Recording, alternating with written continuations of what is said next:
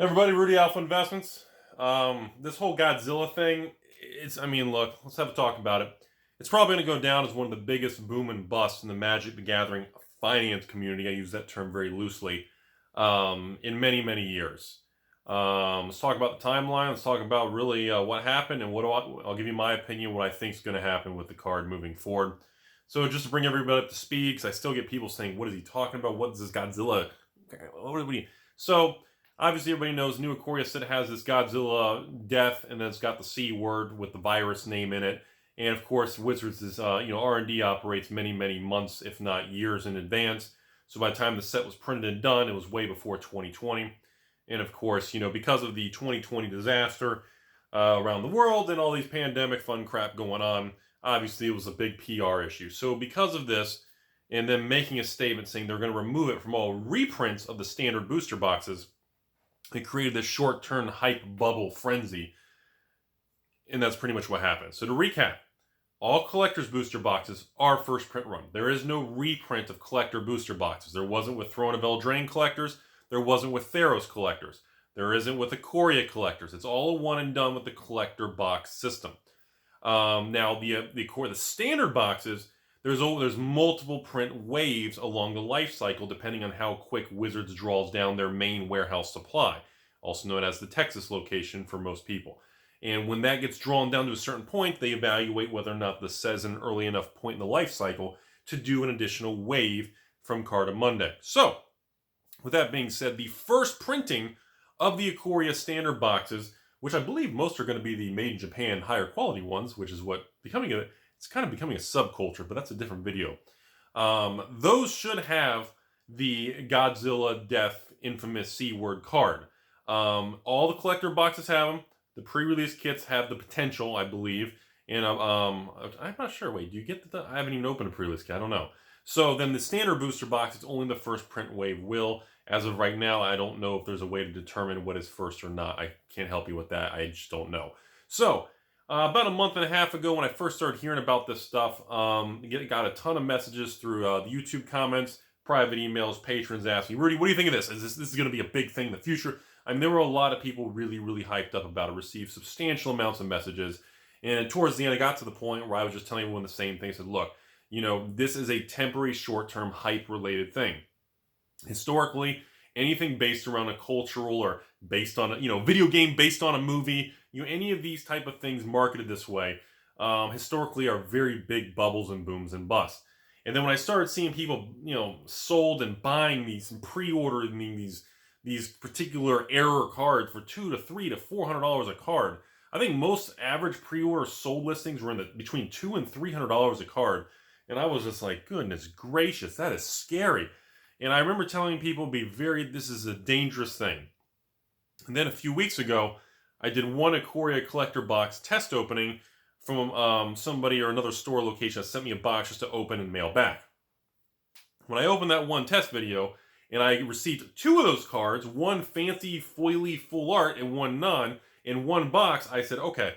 I even said in that video, I either got the luckiest box around, or if this card, you get at least one in every single box, this is going to be a $5 card. It's going to tank to nothing.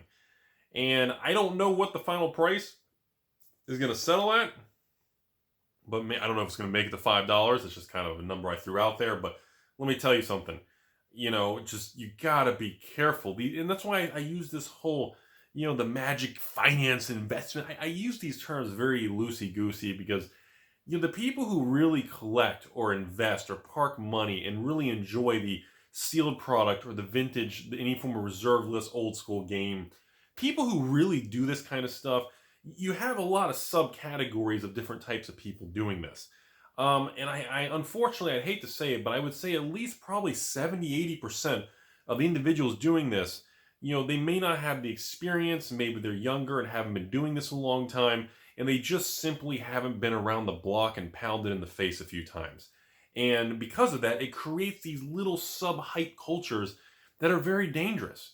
And simply put, the stores who pre-ordered these cards, well, if they can keep the sale and they don't get returned and canceled out, which I would assume most of these are going to be returned and canceled, because that's just how eBay and TCG Player work in 2020, there's just It's just a lose-lose thing all the way around. And I don't know where this whole let's sell them for $200, $300, $400 a card came from. Who established this price? Like, where does it come from? And how come all of a sudden people think it's okay to start paying these prices? Like, who came up with this information? Like, this is astonishingly bizarre. So it's just the whole thing with this whole Godzilla crash thing and wiping out these investors or collectors. And again, I don't know how many people really bought these things, actually paid, and actually aren't going to return it and cancel it out and hose the seller. Because I have a funny feeling, people are saying, oh, Rudy, I lost this. Rudy, I bought a playset of 4 for $800. What? You bought 4 for, they were $199 a piece? You bought 4 of them for $800? Yeah, and I think I'm down like $700 now. And I'm like, have you received the cards? Yeah, I just got them. I'm going to try, maybe I'm going to return them and say buyer's remorse. So, I mean, the whole thing's a mess. Personally, I've said many times, I don't believe and I don't like the concept of stores around the country pre-ordering and pre-selling products so far in advance they don't have their exact numbers. I've said that every time we get a product release, I get these kind of messages. Rudy, when are you going to pre-sale Commander 2020? Everybody else was pre-selling it for $149 3 months ago, 2 months ago. I don't do that. Until I get firm numbers and information on what's actually going to happen a week or two from release, I'm not doing nothing because it's a death trap, everybody. Because either the price spikes and you can't fulfill the orders, the price tanks, and all your buyers cancel the order and they hate you. Either way, you are the bad guy. Again, reason number 176, you never open an LGS, and if you do still want to take that route, good luck. And it's just one of these things where that is the culture surrounding Magic. Magic is in this very bizarre 2020 culture that didn't really exist in the 90s and early 2000s. And the culture around Magic now is that you should not be allowed to make money and the cards should be essentially free. It's this very strange anti-capitalism, anti-small business, anti-LG. It's a very strange culture we're in. And again, I expect over the next 5-10 years, it's probably going to evolve and we'll move away from this type of movement into something different. And I don't know where this all came from and why it's this extreme. Because, when I grew up in the 80s, 90s, and early 2000s from middle school, high school, the small business in the 80s and 90s was like the backbone of like most small towns and cities. Everybody wanted to open their own small business, open their own restaurant, their LGS, open their own service, whether it's hair, nails, whatever, little food thing, that was like a cultural thing. And the idea that all these people were the bad guy if they make $1 a box or something. I remember I lost patrons in the past when I actually told them I was running a sale on, I don't remember what it was years ago. I don't remember what it was. And I was going to make like $3 a box. And I remember somebody went nuts on me and just cursing all these, and then started posting all over, the scholars and the top end finance community known as Reddit and all these websites talking about how evil and bad. And I just don't understand where all this negativity and the anger and this comes from and why it's this toxic. It really is. And I think it's more than anything, it doesn't make me angry. It's disappointing. I find it just disturbingly bad. I find it in a situation where, it just snowballs in this weird culture of the problems that we have today. So to swing the video back around here, we'll probably go over a little 10 minutes today, so I'll have to reset the camera. But overall, I just really, this Godzilla thing, everybody was so obsessed with for a couple weeks because of the name of the card. And nobody cared until Wizards made the PR announcement. And I was like, if Wizards didn't even make the PR announcement, I think they made the announcement on purpose because they were afraid of negative backlash. But more importantly, I think they knew internally it was going to spike the sales. That's my opinion. Because if I was in an ivory tower with a lab coat and I made $100 zillion a year in Zimbabwe, and I think I would do the same thing because that alone is going to make people want to buy it because of this weird potential for this $500 card thing. And I just don't.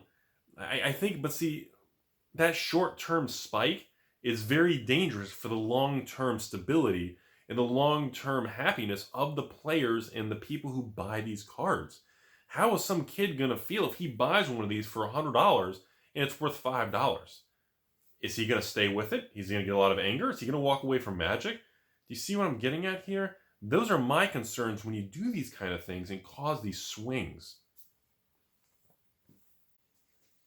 And I feel like that is the more important thing. The player base and losing people to $800 for a playset of this Godzilla card that goes to $80 from $800, they lose 90% in 60 days, I think is more dangerous and more toxic than any other the short-term sales or the short-term profit you can make.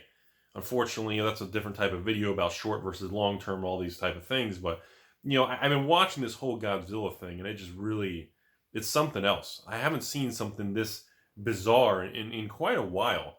I just, I guess I want to also add, remember, if there's at least one of these cards in every collector's box, and it's pretty much generally accepted at some, distribution LGS owners around the country that the print run's pretty much essentially the same as the Theros collector boxes.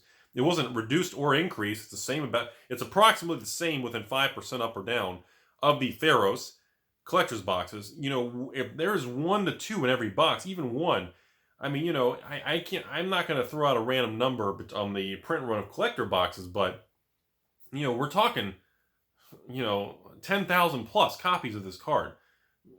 That's being generous. And, I don't understand why this created thing that draws these people in to spend that much. And I know people are saying, well, Rudy, people are spending their stimulus Trump dollar thing. They're all going to just dump their money into it right now. Okay. Well, a lot of people are at home. They're buying everything online. That's what they're into right now. Okay. I'm not really sure how it really spreads. I'm not really good at this whole viral social media stuff, which is why I don't really use a lot of it. But I just don't see that. And I don't consider that kind of the true collector investor community of Magic the Gathering. The problem is, the squeaky wheel gets the attention. A lot of the very more obnoxious, aggressive people who try to communicate this type of finance, they don't really represent the larger amount of money and collections and what really goes on.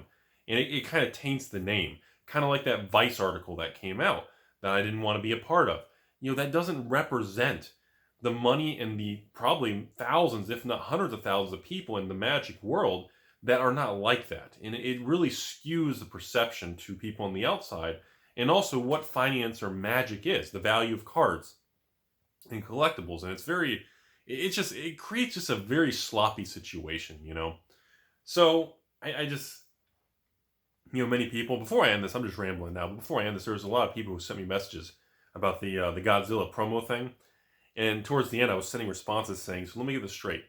You want to buy 4 Godzilla cards in a brand new set for $800. And they'd say, yes, I got to get, dude, these are going to be the biggest thing, Rudy. They could go to $1,000 a card. I said, okay, you would rather buy that for $800 than turn around and buy a box of Alliances from 1996. You'd rather, instead of buying a box of, I don't know, Lorwyn, you would rather do a box of, you could buy, for $800, you could almost buy the entire series. You could buy original Modern Masters 1 and, Iconic Masters 25 boxes. You could buy, for $800, you could literally buy, multiple dual lands, especially how cheap the price is. Iconic early 90s reserve list. You could buy, $900. In this downturn in the last 60 days, I've seen Power 9 Unlimited, Moxins. I've seen, Pearls and Emeralds on eBay sell for like $1,000 to $1,500 range. And nicer ones sell for $1,600 range. You would rather buy 4 Godzilla cards than almost a piece of power, like a Mox Emerald? Like, I'm just not seeing it. I'm sorry. I'm just, I've seen, Tabernacles selling for around 1,000. I think was the English like 1,500 or something. The prices, I'm like, when you put it in perspective, you have to remember that. Even standard boxes, I don't shill for Creepy Rudy myself anymore, but if you're buying $80 booster boxes, you can buy almost 2 cases. You could buy 10 booster boxes for $800. Like 10 sealed boxes at $79.99 each. Like, I just don't see it. Or, hello, you can buy 4 collector boxes for $800, There's just so many things that just, it just seem like a better direction to go with the product, whether it's single cards or sealed product in general, and I find it strange, how people really kind of distort that whole thing. And that's kind of the same, I'm not going to go back to this, I'm just going to end the video here, but it reminds me of the Fetchland Secret Lair, the Special Wizards thing which is like, you know, each store gets like 2 or 3 or something. I heard most stores are getting 2, some got 3 or 4. I heard, of course, if you're a big fancy top of the food chain, you get maybe 6 to 8. And I'm sitting here going, why would I go to an LGS, pay $400 plus tax for 5 fetch lands versus just buying boxes of Modern Masters 2017, or honestly, or just buying the single card itself? I just, like, the price to get this little plasticky, woodeny, I don't know what it is, little box with a couple cards in it. I mean, I'm going to assume when this all finally happens, there are probably going to be some secret cards, or, like, you know, with the other secret layers, they'll put hidden stained glass planeswalkers. I would assume there's going to be something else to really make it worthwhile, is what I think is going to happen. But it's just, you know, this Godzilla thing's going to go down in a historical boom and bust in the Magic era. And I think it's going to be a very important lesson for a lot of the Timmy Empire amateurs out there that really genuinely thought this thing was going to be $1,000 card, and they were trying to lock in their prices at $200-$300 a piece. And even the people who are trying to lock it in today, maybe at $100, whatever the price is today. I can't. I don't know what it's going to settle out to. If it's going to settle at $50, $20, or $5. But I tell you what, I would not. Now, if you crack it in a pack, that's cool. It's fun. If you're going to trade for it, that's fine. But to go out of your way and spend hundreds and hundreds of dollars on a playset, I'm sorry. I can't. That's disturbing, because in the mindset that you think it's going to be worth thousands and thousands is just very bizarre to me. I just don't know what to tell you guys. There's just so many opportunities in 2020 between the stock market, the bond market, you know, certain sections of the country with real estate, the sealed product, the vintage Magic cards. There's opportunities everywhere, you know, and why you would take something like that, I just don't know. So just be careful out there. Just really think about what your plans are, what the downside risk is. Stop focusing on this $200 Godzilla card is going to be $3,000. Stop, you know, what is the downside?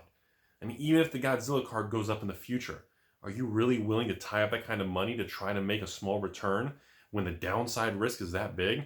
The risk reward just is not balanced. That teeter-totter is just not even. So that's all I got today.